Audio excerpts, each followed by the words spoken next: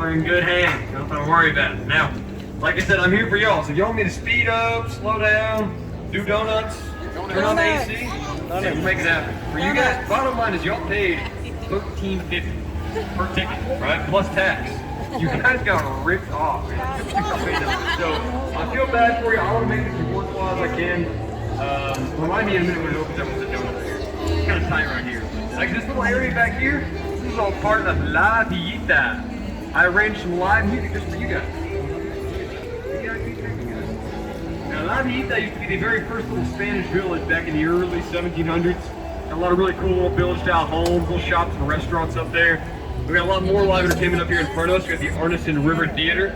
We've got singing and dancing and competitions. Have you guys seen the movie Miss Congeniality?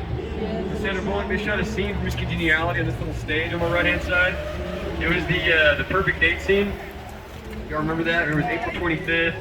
It's not too hot, not too cold. Perfect weather for a light jacket. It's kind of a chick flick. I've seen that movie way too many times, you know. But that's La Villita right there. It's a job requirement now. I have to watch Miss Congeniality. Before I get going too far, getting kind of carried away with all this history, I do have a couple quick safety rules out here.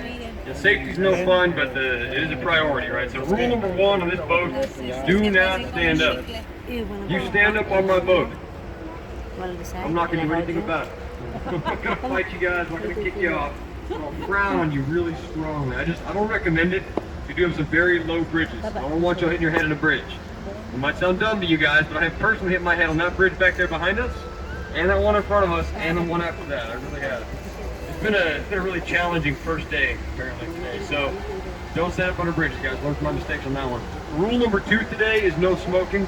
That includes all vaping, all e-cigarettes, wacky tobacco, Tide Pods, whatever else you kids might be smoking these days. I don't judge. I love smoking Tide Pods. You just can't smoke anything on the river. Got a new city ordinance. You can drink down here. The more y'all drink, the better this is. So, get with me now. Anywhere down here is okay, but no open containers in the street. You can smoke up there, but you can't smoke down here. So don't get those two mixed up. And as long as we're keeping these rules, this should be a safe little cruise around the Riverwalk. Now, if something does happen, for some strange reason, you know, if I hit my head on this bridge again, and I fall off the boat, and then you guys keep going, and you hit an iceberg or something, and then there's a shark attack on top of all that, we do have life jackets on the boat. It is very important that you guys know the life jackets are right back here, on these 2 floor panels next to me. So in the event of an emergency situation, I'll probably be okay. This front row will probably be okay. The rest of you guys are good luck. I'll tell you the same thing I tell every other boat that I've ever sank. And I've been doing this for a long time. I've been doing this since like last Thursday. A lot of sunken boats, man. When this boat goes down, I need you guys to stay calm. I want you to go down with the ship. Once the boat settles on the bottom of the river, I want you to stand up. I want you to walk to the sides, and I want you to get out of the river. This water's about 3 feet deep, man. 3 to 4 feet. You guys will be fine. Now, if you ask me for a life jacket, I am required to give it to you. Company policy. So I will. But if you ask me for a life jacket in 3 feet of water, I will make fun of you mercilessly the entire time we're out here. You don't need a life jacket. Be fine. That's all I got for the safety, though. So welcome to the crystal clear waters of the San Antonio River. Bienvenidos, for anybody who might speak Spanish. For all my Spanish speakers out there, lo siento, yo no hablo español porque soy un gringo, and the gringos don't speak Spanish too well. I might butcher some of these names out here. We've got a lot of Spanish culture and heritage. I try to not say them too incorrect. I'm doing the best I can. You know, hablo un poquito, pero I don't know the importance. You know, I know margarita, señorita, cerveza, propinas, right? Propinas is muy importante, you know. But the reason we have so much of the Spanish culture and history out here is because this river is a natural river.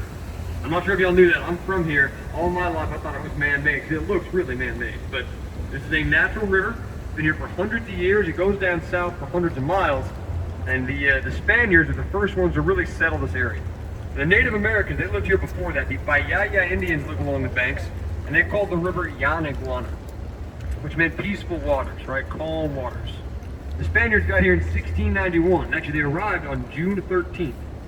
June 13th is the feast day of St. Anthony, or San Antonio. That's why they named this the San Antonio River back in 1691. Long time ago, probably before most of you guys were born. Now, as the Spaniards kept settling around the river, because it used to be really clean and clear, it was a great place to live. It was good for drinking, for transportation, for agriculture. As they all settled around the river, the city naturally kept growing around the river until eventually the city just took its name from the river back in 1718, 303 years ago. So the city, San Antonio, is older than Texas. You know, we're older than the country, one of the oldest cities in America. Now we're doing a donut because we had people request me to do a donut, you know, so we're making that happen real quick. But this is a good spot for a donut, Ryan. If you look at this building up here on my right-hand side, this is really unique. Got some neo-Gothic architecture going on. And you don't see a whole lot of that here in Texas. You see some neo-Gothic style on the East Coast, but you've got a lot of ugly, evil little faces below the window frames, real ornate decorations. Way up there at the top, we've got some gargoyles actually sticking out at the top of the building. And all that stuff was put in there because the guys who built this thing were really superstitious. And they believed that all of that would ward off bad business and evil spirits. Which is kind of funny because the entire building is currently full of lawyers and insurance sales. It's the Tower Life Insurance Company now, but even more ironic than that, they opened it in 1929. Anybody know what happened in America back in 1929? Yeah, what about you? The first person to get that right. October 1929, the stock market crashed. We hit the Great Depression. So these guys spent $3 million building this thing. They opened up for just a few months and went completely bankrupt. They had to sell the entire skyscraper to the city for $240,000. Crazy good deal for the city. Really cool design. It kind of looks like a ship coming into the river. It's great, great architecture there. Now in front of us here, you have a little archway. This is a drawbridge style floodgate. There's a drawbridge that comes up out of the water right here, and it cuts off the flow to this part of the river, so it never floods inside this natural horseshoe bend. As we're coming out this archway, I have to honk a horn to signal all the oncoming boat traffic. It is a boat horn that we're honking here. It's a very, very loud horn, so heads up, don't drop your phones in the river. I've seen that happen too many times. Cover your ears if you have to. You got a horn in 3, 2, 1. You guys okay? We've got the wimpiest horn in the entire fleet of boats. But once the ringing stops, you know, once your hearing comes back, and that's deafening blast. This is actually pretty cool. This area we just came into right here, this is called the man-made flood channel, and this is the deepest part of the river. It's 26 feet deep out here, just a little section. And we put this here to stop the flooding back there because it used to flood really bad. The river's natural, it's shallow, it's kind of a weird, curvy horseshoe shape, so flooding is a pretty common thing. On September 9th, 1921, we had a flood that killed over 50 people. Now look at this Market Street Bridge up here in front of us. The floodwaters were all the way up 12 feet over the street level. 12 feet over the top of this bridge. So that was the worst flood we ever had, and that's because they said, you know what, we gotta fix this. We can't do this. So they had Robert H. Hugman, design assistant. He's kind of like the father of the Riverwalk. He was the chief architect of design, the flood channel, and the flood gates. The Army Corps of Engineers put it in place because the Army Corps of Engineers is the best. And now we control the level of water all year by just letting the water in from up north or out down south. It's a very simple system. If we're in a drought, if it's not raining enough, the river starts about 4 miles north of here. It's spring-fed by the Edwards Aquifer. We just lower a gate and let more water in from up north. If it rains too much, there's a 17-foot drop-off down there behind us, or we're not going that way. And we'll just lower that one, let the water go down south all the way to the Gulf of Mexico. So this is a huge river. It goes about 138 miles where it meets up with the Guadalupe, and then 10 miles further it feeds into the Gulf Coast. So big river. We're not going down to the Gulf of Mexico. You know, I like you guys, I do. I just don't like you that much. It's a long trip down that way. It was built a good ways off the river because of all that flooding we talked about. It's kind of hard to see because it's up there, but if you look at these stairs on my left-hand side, they'll take you up and out to the oldest church in Texas. It's actually the oldest Spanish cathedral in the entire country. This is the San Fernando Cathedral, or the San Fernando Cathedral. You know, but great history, great architecture. It was built back in 1738. If you wanted to go see it, it's worthwhile any day, but especially on a day like today. On Friday, Saturday, and Sunday nights, they broadcast a laser light show onto the side of the cathedral. It's called The Saga. It's like a brief history of San Antonio. Super cool, super free. You know, it's super Saturday. Check that out. It's like 30 minutes long, and it plays at 9, 9:30, and 10 o'clock on Tuesday, Friday, Saturday, and Sunday nights. Martes y en la fin de semana. Very worthwhile. Now in front of us up here, this giant tree in the corner is the oldest tree on the river. That is a twin cypress tree, estimated to be about 350 years old. Maybe older. You can't actually core it for an accurate reading, but at least 350. Now, it's nicknamed the sniper tree. Right? During the Texas Revolution, a Mexican soldier would climb into that tree with his rifle, and he would pick off all the Texas cavalry as they watered their horses all along the river. See, General Santa Anna had his cannon line set up all back there. Actually, all of his troops were lined up back there by the San Fernando Cathedral, and the Alamo's kind of right up here around this corner in front of us. So, pretty cool tree. It's over 100 feet tall. Now, as we turn by the tree, we're going back into the main part of the river. This green archway is a guillotine-style floodgate. Right, this one's got a 3-ton steel door above your heads. It comes crashing down every Saturday at 1:42. They cut off the flow of water. This really is a 3-ton steel door right here. We do not use it on Saturdays at 1:42, but every few years we will actually close both the floodgates, kind of test them out. And while they're closed, we'll drain out the entire Riverwalk to clean it. Even though it's natural in here, this is the main part. This is where all the people are. Right? So of course, this is where all the trash, the debris, the cell phones, the bodies, they all just kind of pile up after a while. You gotta get that down, man. You gotta keep it clean. So we'll drain it, we'll clean it, a little boat driver barbecue, it's a good time. How long does it take to do it? So just this little horseshoe, it only takes about a week. Now this past January, in 2020, we did the flood channel for the first time in like 6 years. And that was a big production. They had the city come down there with the trucks. They were driving trucks down there and power washing the bottom of the river. Wow, I mean, taxpayer dollars hard at work right there. You know, but, Don't do that to the Mississippi. yeah, I mean, it's, well, come talk to the San Antonio Power Washing Committee. See what we can do. We'll get them out there. But, and that one took probably about a month. But in here, it's less than a week. It's drained, cleaned out, and filled back up. We find all kinds of crazy stuff in here too. This past year. How do you know not to come down here and make out your week? You don't. Yeah. Now we did do it in January when nobody's coming down here anyway. But every now and then we'll have people come down here all ready to ride a boat and be like, what? What are we doing? What's going on? But really bad timing, you know. Usually January is kind of our slow season, so no one's really trying to come out here. It's all cold and wet. What's going on? You gotta look over here on my right-hand side, and we have one of our world-famous stationary tours. It's just like the same thing you're doing, but there's no risk involved because the boat never leaves the dock. You can smile. It's the same thing you're doing. These guys are starting in back here at the gas station. On the left-hand side, this is my boss. Everybody's smiling, waving, like having a good time. How you doing, man? That wasn't very convincing. All right. I appreciate you guys trying. That's the Aztec Theater. One of our ticketing locations. Now in front of us here is this little stone footbridge. That is the famous Selena Bridge. They shot a scene for the movie Selena, starring Jennifer Lopez, right there on that bridge. This is probably the most popular piece of history in the entire Riverwalk, right? Nobody ever asks me about the Battle of the Alamo or Texan independence. And I get asked about the Selena Bridge probably 20 times a day. Right? In real life, the Tejano singer Selena got engaged up there. It's a really popular spot now for proposals and engagements, Selena fans, and cute stuff like that. But it's really well known because of the movie. In 1997, we had Jennifer Lopez come to San Antonio and park her most valuable asset right up there on top of that bridge. It's like sacred ground to us. We're very historic to our culture out here. That's probably the best joke I've told all week right there.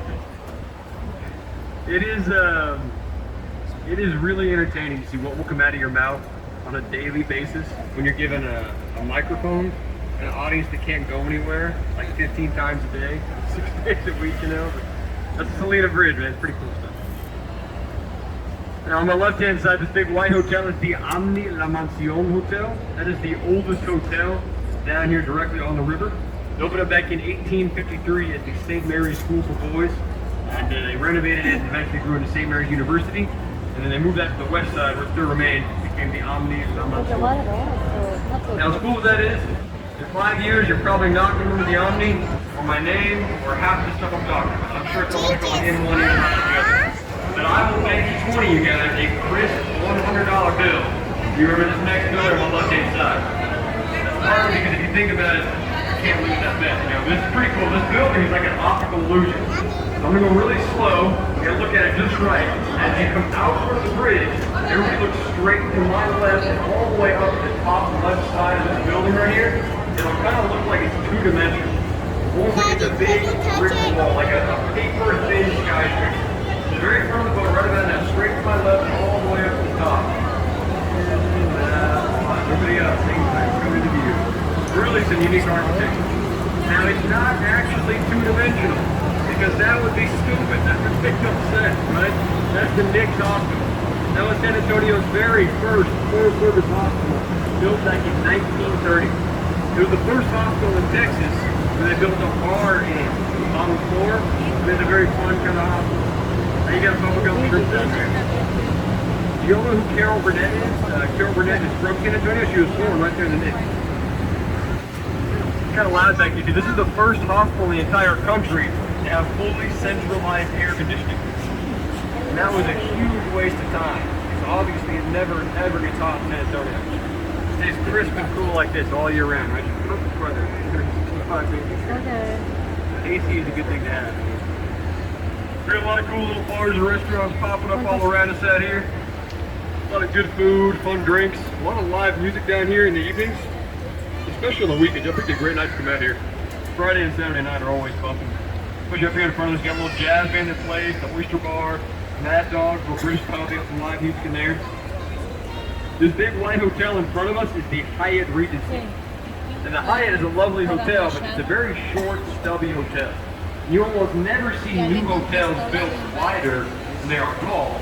It costs a lot more money to buy more land than it does just build a taller hotel. These guys built it like that after 2 full years of shadow testing.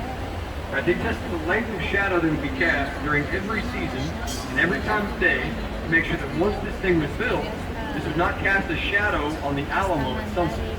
The Alamo is a war memorial, a sign of respect and a federal law, and the Alamo is just right out there on the other side of the hotel.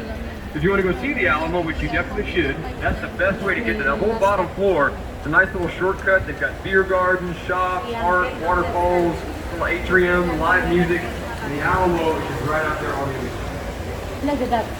You have no idea what I'm talking about. Daddy, I just said the word Alamo like 15 times in one sentence. You know what that word means? The Alamo is an old Spanish church. It's called a mission. The Spaniards built 5 missions out here when they first arrived, a long time ago. The Alamo is the most famous because of a very tragic, very important, very pivotal battle that took place up there. 13-day battle that ended in Napoleon on March 6, 1836. And 189 Texans defending the Alamo against 4,000 Mexican soldiers led by General Santa Anna.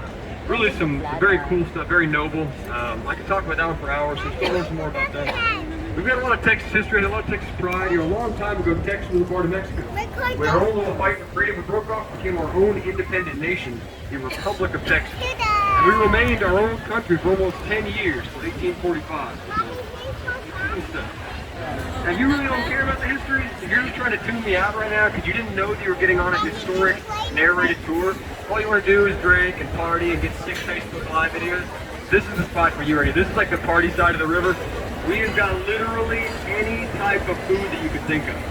Everything, right? We have Texan food, Mexican food. That's it. We have everything. We have fresh caught duck every day, right? We got patitos aquí.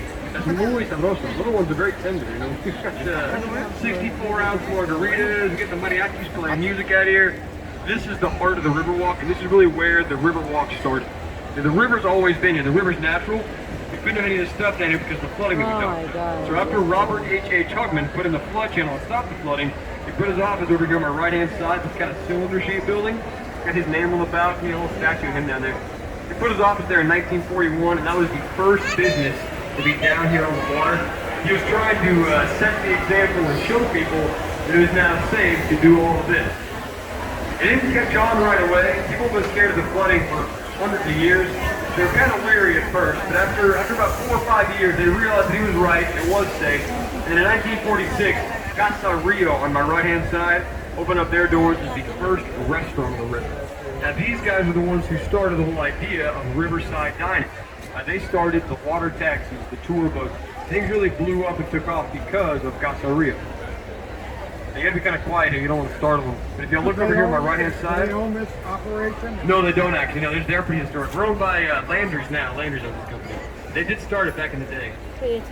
Well, if you're thinking about Casa Rio, we have a large herd of tourists right here. They like to graze peacefully along the banks of the river, right? Beautiful creatures, but this is probably one of our most popular restaurants here, primarily because of the history. It's not what I say is the most authentic Mexican food in San Antonio, we've got a Taco Bell for that. You know, but if you want some really authentic Mexican food, the Market Square, Little Mercado, Meet Dieta is probably my favorite spot for some authentic Mexican food. And we've got the mariachis playing music out there, the Little Pescados, great atmosphere, great food. We've also got some really good Tex-Mex out here. I kind of prefer that. If you go like up by the Pearl, got a really cool little restaurant called Magnolia. It used to be a food truck, and it was so popular that they bought out the whole parking lot and made a great restaurant. It's like really cheap compared to everything down here. It's like, $4 or $5 for a quesadilla. Best quesadilla I've ever had in my life. So we got some really good food. It costs really good too. I'm not hating on it. I'm just saying it's probably not. It's more than Tex-Mex than traditional Mexican. Here on my left-hand side, this building with all these flags. This is the Chamber of Commerce building.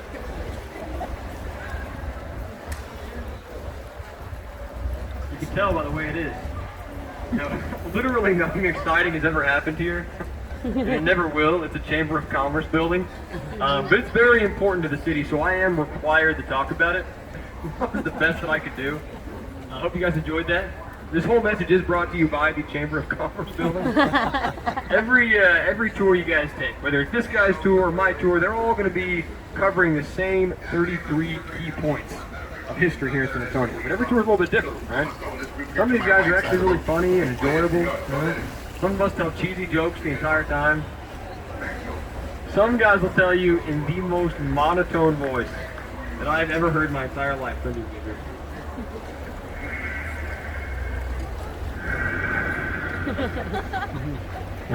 the Chamber of Commerce building. I don't want to name any names, you know, I don't want to call anybody out. But if you guys ever come back down here and you take Brandon's tour, you know exactly what I'm talking about.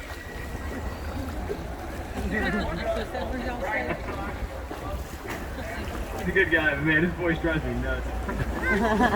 No, it doesn't matter who you get the history from, it's all the same history. I just like to elaborate a lot, because a lot of this history is pretty unique.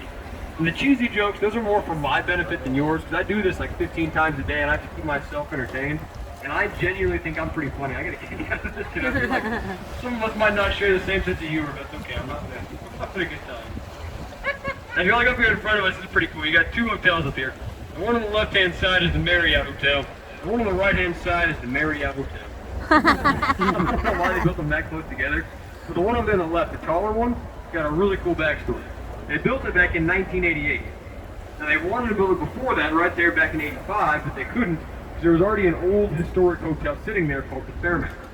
And the Fairmount was built in 1906. So it was old, it was historic, and it was protected by the city. You know, we never tear down any of our old buildings here in San Antonio. We want to preserve our history. But these guys were dead set on that location. They couldn't tear it down. They decided they were going to move the hotel. And the Fairmount weighed 1,600 tons. And they picked it up. And they jacked the entire hotel up onto a system of dollies with air-filled tires, and they rolled it through the streets for 6 days. I know it sounds like I'm making that up. I'm getting a lot of funny looks right now. I swear that really is a true story. You can Google fact check me. There's a video about this on YouTube. And YouTube never lies, you know, it's never true, but it's also in the Guinness Book of World Records. Right? They picked it up and they moved it 6 city blocks over to South Alamo and Nueva, where it still sits today, open for business. They have pictures of the move in the Fairmount in the lobby. Really, it's pretty cool stuff, man. Human ingenuity is unparalleled. It's really pretty amazing. Almost as amazing as my boat driving skills. And this area back here is the Henry B. Gonzalez Convention Center. You're not going to believe this, but we named this after Henry B. Gonzalez. He was the very first Mexican-American to be elected into the House of Representatives. Served for 37 years, very influential guy, and they're very important. This whole area back here is all just one big convention center. A lot of business going on back there. We've got a really cool, really historic piece of art over here on my left-hand side. I'm kind of fast, but never mind. Sorry, guys. We're going to turn around up here. We're going to head back out there. We're going to go look at that one. But it's kind of a dead end up here in front of us. This little section that we're in right now, this convention center, this part is man-made. It's part of the river. All this does is just kind of extend the river out to this little area, so you can kind of see all the major stuff while staying on a boat or on these sidewalks down here. And the idea was you could just walk along the sidewalk, see it all. Now, we don't do that. The walking is for peasants. That's gross. We'll hop on a boat. It's the right way to do things, right? Now, it is a dead end, but if you wanted to keep walking, using your legs to move, could do that straight through here. This whole convention center is actually open. You can walk all the way through out to Hemisphere Park. And we have the Tower of the Americas, Institute of Texas Cultures. A lot of really worthwhile, really fun stuff to do out there in Hemisphere Park. So nice shady little walk up that way, but this is as far as the river actually goes. So we'll do a little turn around here and head back out towards the River Center Mall. You look over here on my left hand side, you have a little island here. This is actually the island where they shot a scene for the movie Castaway. Tom Hanks. We're gonna. You guys look like you're thinking about that. Thinking a little too hard there. Now we're gonna come through and it gets really narrow. We put in some underwater guardrails because I guess too many boats are hitting these rocks back here. So we're gonna have to bump into these guardrails so that they can kind of like catch us and guide us through here. It's gonna be a little bit of an impact. Shouldn't be too bad. Just brace yourselves. Don't spill your drinks. Don't drop those phones in the river. I've seen that happen way too many times. I really have. So definitely impact here. This is actually brand new. These little guardrails. This whole area back here has been closed off to the tour boats the past like 2.5 years. They're putting these things in. We just opened this back up this past Monday. So this is the first week we've been able to come back here in a couple of years. Pretty nice. Make sure you're watching your elbows too. Got some rocks kind of close to the outside edges here. Don't scrape your elbows on the rocks. You should be okay. I gotta warn you. To avoid some lawsuits. I can't get fired on my first day. That'd be rough. And this is that's the Convention Center Lagoon right there. Too easy. Now, as we're coming out here, you look on my right hand side, or the starboard side of the boat. We're all feeling nautical now. This is the Lila Cockrell Theater. Lila Cockrell was the very first woman to be elected mayor of any major metropolitan city in the country, and she was elected right here in San Antonio. We are actually the 7th largest city in the country too. Pretty cool. That is the 2010 census. But if you look on our right hand side, as we're coming around these trees, above her name, above the name Lila Cockrell, we've got a really unique mosaic mural.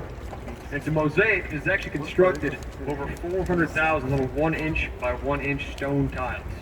Every stone tile up there is a natural stone color, except for the blue. The blue is a glaze, but the rest of those are not painted or dyed. It took 11 different types of natural stone to be imported from 7 different countries to make this thing.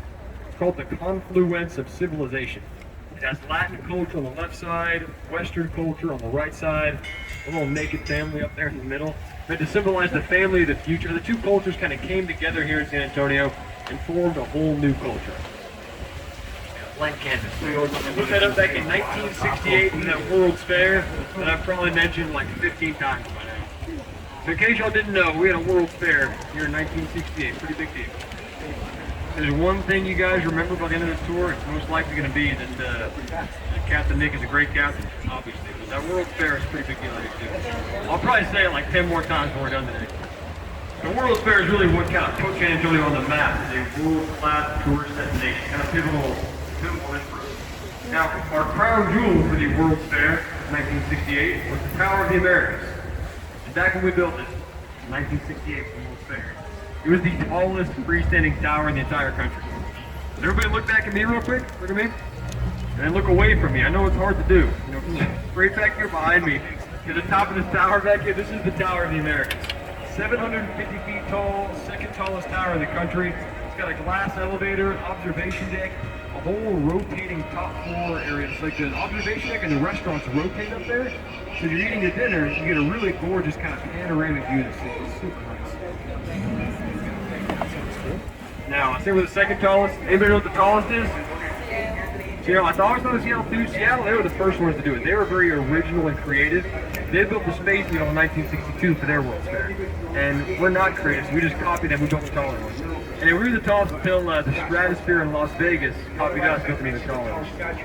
Ours is the second tallest, but ours is still the best one. If you look at it, ours is the appropriate height. And anything taller than that's just too tall. It's kind of tacky. We gotta keep it classy. Let's get it done. Tower of the Americas right there. Very cool stuff. We're gonna get them. Now this next area in front of us up here is another one of our ticketing locations on our right hand side. So we've got this big line of people right here waiting to hop on a boat. And these guys really wish they were on a boat. Now you're already on a boat. So you can kind of smile and wave smugly. And you can point and laugh to rub it in that you're on when they're not. You know, you're getting there. Maybe not today or tomorrow. One of these days. This is the River Center Mall location. And up here in front of us, we have the actual River Center Mall, the shops at River Center. A massive shopping mall back here, man. This place is huge. You got 3 floors, you know, all these great little bars and restaurants out here. You got Yard House, Floor with a Chow, Hooters, Margaritaville, Hooters, Dave & Buster's, Legoland, the Hooters up there. You know, we've got a lot of good stuff back here. Yeah, there is actually, Why isn't there a Landry? yeah, so you know, you think we have, actually, we have, I think Land Shark is owned by Landry's. Landry's owns like half the stuff out here, right? So, Bubblegum Shrimp, Rainforest Cafe, the Chart House, Land Shark, they own probably the majority of restaurants out here, and they own me, so there you go. The Landry's doing pretty good. This is the mall back there. Yeah, Ghirardelli, only Ghirardelli in San Antonio. I think going on a business right now where this location is, they're going to close. They got a really good deal going on. They've got stuff. But notable dead end right here. So you'll turn around, get back out towards the main part of the river. This mall has over 1.2 million square feet of retail stores for all your shopping enjoyment. So if you're trying to kill some time, you know, y'all want to spend some money, this is the spot to do it right here. If you want a photo bomb her, this is also the spot for that, right? So, photo bomb away.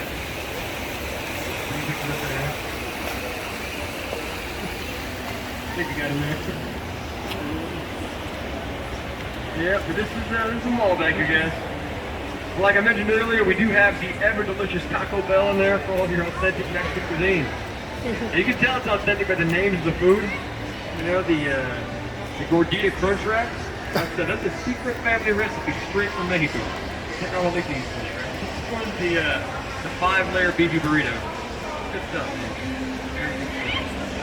If you look at this boat up here in front of us, they have kind of a different style or different design on the side panels of their boat. That boat has the Stars and Eagles. It's our military themed boat right there with to show our appreciation for all the armed forces, our military personnel here in San Antonio. We're called Military City USA pretty frequently because we've got a lot of big bases out here, a lot of training events going on. I don't know why they get that boat ranked. It's our E6, our staff starter boat apparently, but a little bit different. Our boat is the Papel Picado boat. It's a traditional style Mexican folk art. Kind of symbolize our culture and our heritage. All these boats are new, they're all electric, and they're all got some kind of different theme going on in each one. It's all part of our new company called Rio. We got fancy new electric boats back in 2018. Super stylish new boat driver hats right here. It's gonna be a fashion. Good stuff, man. All part of our tricentennial celebration. 2018 is our 300th birthday here in San Antonio. We went all out for that event. I believe St. Augustine, Florida is the oldest city in the country. We're top 10. We're catching up, too. We're going to beat St. Augustine one of these years, man. We're getting there, you know. Over and over every year. As we're coming in this corner, if you look on my right-hand side, get a good look at this guy right here. This is the man who the river and the city are named after. This is St. Anthony, or San Antonio de Padua. That's that guy right there. He's a nice guy. He has a statue up there, right? That statue is actually a gift to us from Portugal back in 1968. For the World's Fair, that I might have mentioned a couple times. Because San Antonio is the patron saint of Portugal, as well as being the namesake for the river and the city. One of my favorite, more modern points of history out here is this big white hotel ahead of us up here on the left-hand side of the river. That is the Hilton Palacio del Rio, which means Hilton Palacio del Rio. Now we built this hotel back in 1968. Or guess what? What happened in 1968? World Fair. We had a World Fair in 1968, right? It's like the 25th time I've said that. But in case I haven't really just beaten this horse to death, the World's Fair was a big deal. We had more people coming out than we ever had before. So there was a mad rush to build new hotels because all the hotels in the area were sold out years in advance. To lovely tourists like this, you know, everything was sold out. These guys hadn't actually built a hotel, but they saw the competitors selling out. They didn't want to miss out on the business. They went ahead and they pre-sold every single room to this thing before they ever started building. And that was kind of a bad idea because now they were committed and they were on a very set timeline. They only had 6 years to get it built. You know, the World's Fair is going to be here. They were sold out, so they had to get it done. They found a contractor who said he could build the entire hotel start to finish in 5 years. They gave him a whole year for cushion. They thought, hey, you know what, good deal. They gave that guy a 5-year contract and they left. And that was mistake number 2. And when they got back in 5 years, they expected the hotel to be done. And the contract said it would be. Instead, they saw that contractor never broke ground. He did nothing for 5 straight years, wasted all 5 years. I guess nobody came back to check on him, you know, but of course they weren't too happy with that guy. They didn't renew his contract, and when they let him go, they fired him and had to find a new contractor. It was way too late for them. Nobody knew or even looked at this job. They all said it was impossible to build anything that big in 1 year. They said it never had been done, it could not be done, no way, no how, what's going to happen? Until the man named B. Zachary. Now, he was fresh out of school, right? Texas A&M. He was a local. And he said, guys, I'll build your hotel in less than a year. They all laughed at him. He said, no, really, me and my men are so confident we're going to take the weekends off. We're not going to work weekends. And if we don't get it done in time, it's free. And they heard that, they thought he was crazy. But crazy or not, he was the only option they had, and they were desperate. They gave him the job, and he actually got it done. If you look at the hotel up here, the first 4 floors on the bottom, that was all built like a regular hotel. It's the foundation. Every room above the 4th floor is little cube-shaped units. Right, we have little boxes built in a warehouse 8 miles south of here on an assembly. They're really knocking them out quick. Now, before the rooms left the warehouse, they were 110% done. They had paintings hung on the walls, Bibles in the nightstands, sheets on the beds. These things were check-in ready 8 miles away. They drove the rooms up here on the back of these big flatbed trucks, took a giant crane, and they stacked them right on top of each other like a huge set of Legos. They finished the entire hotel in a world record-breaking 9 months. Didn't work weekends. To put that into perspective, our little ticket booth up here on the right-hand side, like 10 square feet of ticket booth, this took us a year and a half to build in 2009. This took 9 months in 1968. Pretty incredible. And on that incredible note, I hate to say, but we have now come around to the hardest part of the tour. Well, the hardest thing that I ever had to do in my life. This is the part where it's got to end right here. And that's tough because we've laughed, we've cried, we've bonded, man. We ran over some ducks together. You guys are accomplices now. You know? It's been a journey, but the tour's got to end right here. So look around real quick, make sure you have all your stuff. People leave things on here a lot. If you do leave anything important or valuable on the boat, you guys can always find your stuff a little bit later on the website, www.ebay.com. Nice guy. Hopefully y'all enjoyed the tour. Hopefully y'all learned something out here. On a serious note, thank you for being here. We got shut down pretty bad last year because of the apocalypse. Thank you for coming out here, helping us to reopen, making it possible for boat captains to make a living, whatever it is that I'm doing right now. And the way we make that living is all based on your tips and gratuities. So for a job well done, you can always tip your boat captains. That is very much appreciated. I have a fancy little tip jar right up here on the helm of the boat. Look how convenient that is. Propinas aquí, por favor. Margaritas, Venmo, PayPal, Cash App, Apple Pay, Zelle, Apple Pay. And we're gonna get the boat tied down. Give me just one moment. Let you guys know when it's all safe to hop off my pretty little boat here. Thank you. Apple Pay. Cash out. $1.